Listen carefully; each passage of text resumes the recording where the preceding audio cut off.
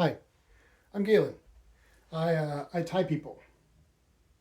And today I'm going to show you how I wrap my rope. I'm also going to tell you why I wrap my rope this way.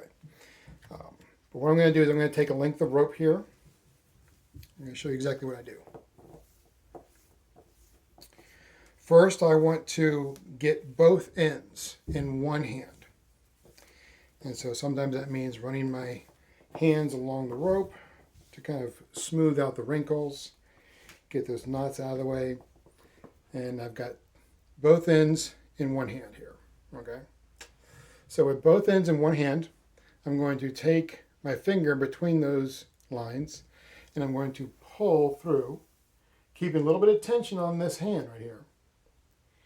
Bring it back and continue to pull that through my fingers. And I'm trying to keep my fingers tight enough where it's even and they both go at the same speed. Because what that's going to do is eventually give me to the end of those ropes, which is technically the middle of the entire length of rope. Now, whether this is the exact middle or not, I can't say. But the fact is, this is where I'm going to use it. This I'm going to call the bite, all right? This bite, I want to keep on this finger, all right? I tension it between my middle finger and my index finger and the thumb. And I'm always keeping a hold of that bite in this hand throughout this entire process. So watch for the bite. Now I've got the other strands in my other hand, and I'm going to put both in one hand. I'm going to take the rest of the rope through my other remaining hand and kind of smooth out until I get to the end. Now I've got 4 strands in each hand. 4 here and 4 here. Bring those two together, just like before, and keep in mind, I still have that bite. I'm not losing the bite. It's still on that finger, all right? Take my hand through the rest of the rope to the very end again. We're going to do the same thing. Bring them together, transfer over, keep that bite right on that finger, all right? Pull through again, fold again, and now you've got all rope here with that bite. That bite should still be there, all right?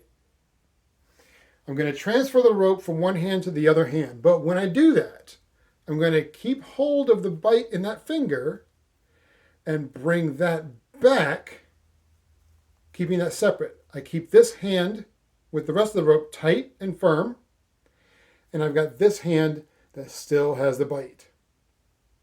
Now this bite, I'm going to take this length of rope and I'm going to wrap it once, twice. Let me see if I can show you that better. I'm going to take this length of rope and wrap it once, twice,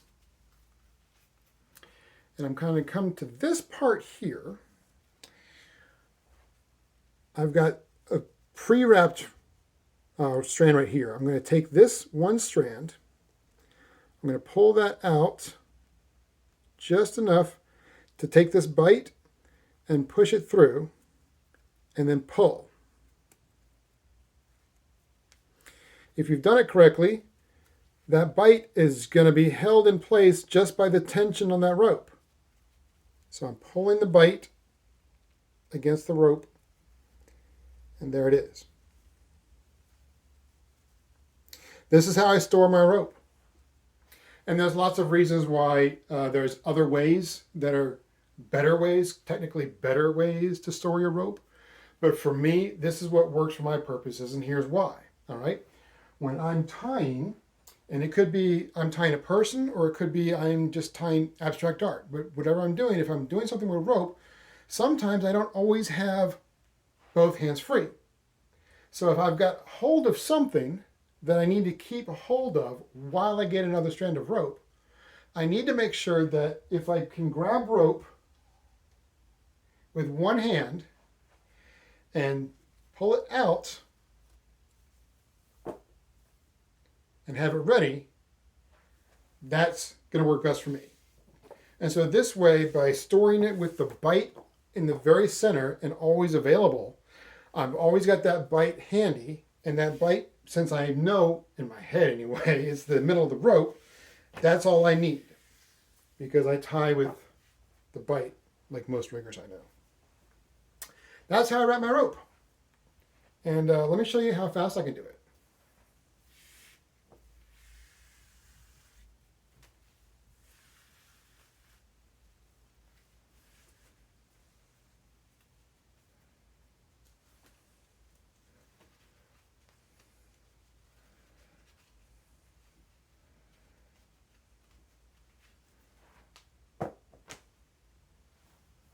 I'm Galen.